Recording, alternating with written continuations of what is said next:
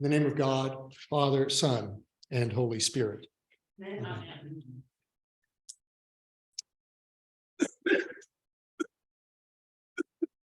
I grew up in Oregon, not Oregon.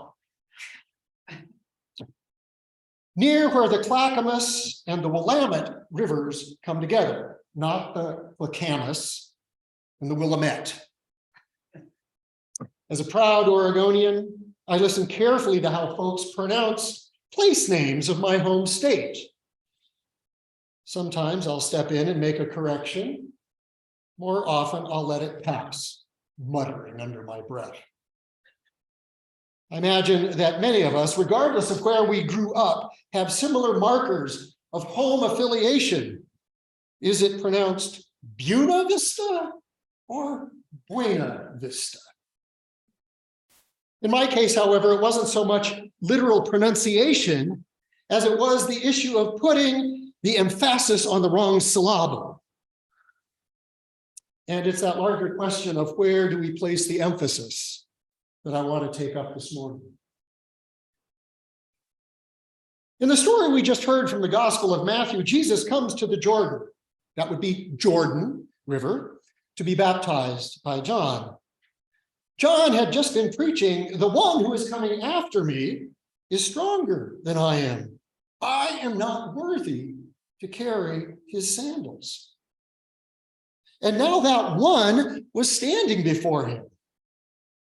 John protests that he, John, should be baptized by Jesus, not the other way around. Why would the subordinate baptize his superior? Jesus answers with the puzzling statement, allow me to be baptized now. This is necessary to fulfill all righteousness. John gives in and baptizes Jesus. And when Jesus comes up from the water, a dove descends and a voice from heaven said, "This is my son, whom I dearly love. I find happiness in him." Some, when reading or hearing this account, ask, if Jesus was sinless, why did he get baptized for the forgiveness of sins? Let me just say that that wasn't a question Matthew was considering, since Jesus' sinlessness wasn't an issue till long after Matthew's time. As one commentator noted, for Matthew, the importance of the event is not in the baptism itself, but in the revelation which follows it. This is my son whom I dearly love. I find happiness in him. In other words, what do we emphasize? The baptism or the declaration? But there's another related question of emphasis, the declaration itself. This is my son whom I dearly love. I find happiness in him. I ask, which word or words deserve the emphasis? This is my son whom I dearly love, or this is my son whom I dearly love. The first, in my mind, seems to define the relationship of Jesus to the heavenly speaker. The second, again in my mind, suggests God's approval of Jesus's action, as in, that's my boy. If we consider this sentence at all, I think most of us focus on the declaration of sonship. And that's okay. There are strong grounds for that. Indeed, it's repeated at the story of the Transfiguration. But what if we emphasize the second possibility? What might it mean that Jesus, the Son of God, would allow a mere mortal to baptize him? For a superior to subject himself to a subordinate? I think that Jesus at this very beginning of his public ministry sets an example of what is a different kind of Messiah, and thus teaches how the Messiah's followers might live. That is, from the very outset, Jesus teaches that humility is the hallmark of his realm. humility, and an apparent reversal of power roles. And I think that the dove's descent and the heavenly voice were divine seals of approval on Jesus's teaching act. Themes of reversal and or humility are significant features of Matthew's gospel. We see them again in the Sermon on the Mount. A little later, Matthew points to Jesus's messianic role by applying to him the passage from Isaiah that we heard this morning. But here is my chosen, who brings me delight. He won't cry out or shout aloud or make his voice heard in public. He won't break a bruised reed. He won't extinguish a faint wick, but he will surely bring justice. Jesus criticized the scribes and Pharisees, the righteous ones, who love to sit in places of honor and to be greeted with honor in the markets and to be addressed by rabbi. Jesus teaches his followers, on the other hand, that the one who is greatest among you will be your servant, and all who make themselves low will be lifted up. Jesus argues, rethink power and its use. Then, of course, Matthew records a couple of encounters of Jesus and children. In both cases, Jesus points out to the important people, that is, adults, and especially his disciples, that there is virtue in being a child. In the first case, Jesus answers the question of who is the greatest of the kingdom of heaven by calling a little child to come over to sit among them. And he said, I assure you that if you don't turn your lives around and become like this little child, you will definitely not enter the kingdom of heaven. Those who humble themselves like this little child will be the greatest in the kingdom of heaven. In the second instance, people, I assume parents, brought children to Jesus, and the disciples scolded them. I guess they hadn't paid much attention a few days earlier.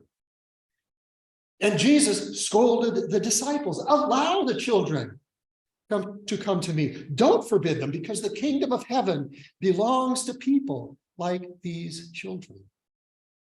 The children, the unimportant ones, are ones that the Messiah deems as important as anything else. The powerless are lifted up. The heavenly declaration that this is my son affirms Jesus's action and all that he will teach and do. Here at the Jordan River, at the very beginning, Jesus upsets the apple cart that righteousness is all about hierarchy and rule following. And the voice from heaven says, my son has got it spot on.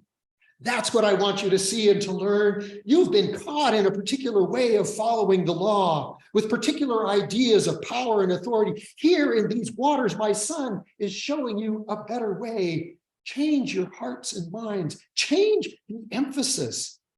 Learn that convention takes a back seat to humility and service, and so fulfill righteousness. That's what John was preaching. That's what my son's submission to John's baptism shows. That is what the Messiah, my son, and the Messianic realm is all about. I may be 100% off base as to how this passage should be interpreted. But on this Sunday, when we hear of Jesus' submission to John in the waters of baptism, and we are about to bring 3 children to those waters of baptism, I do think it's important to reflect on Jesus' baptism and what it might teach us. So I'd like to conclude with a couple of stories. Some years ago, I went into the bookstore of the Buddhist Churches of America in San Francisco. While looking around, I found a collection of essays on Buddhist religious education of children. Since Susan, my wife, is a trained Christian educator, I thought she might be interested in how another tradition went about Sunday school. And the Buddhist churches meet on Sunday, so it is Sunday school. So I bought the book. One of the essays made a huge impact on me. The author, A religious educator and a parent complained about her children interrupting her meditation practice. As you may know, much of Buddhist meditation aims at helping the individual recognize their attachments to things of this world. Once you recognize them, you begin to understand how unimportant they ultimately are. This woman was so sincere in her desire to become unattached that she didn't recognize that she was more attached to her meditation practice than she was to her children. Her moment of insight became the title of the essay, "My Children Are My Practice."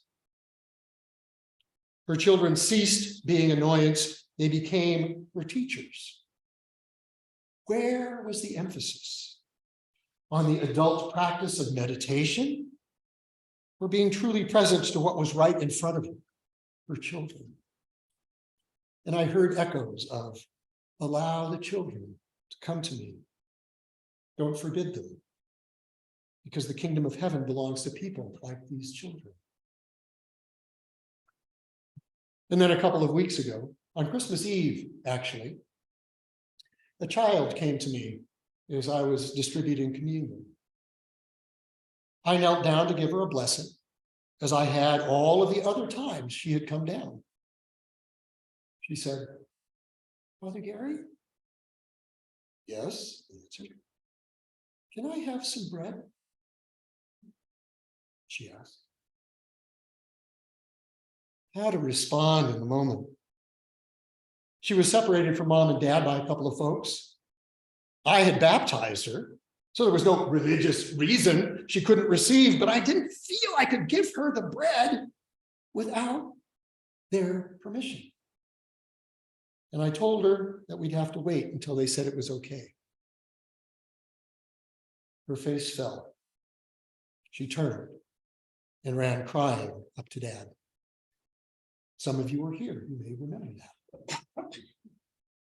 Again, I heard echoes of, "Allow the children to come to me. Don't forbid them." Because the kingdom of heaven belongs to people like these children. Just as the Buddhist author discovered, Hannah became my teacher. On our feast celebrating the humble birth of the child, the tables were turned, the emphasis replaced.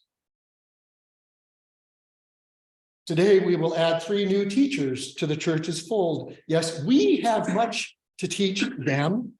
There are all those facts, all that theology, all that tradition, those manners, how to pronounce Colorado.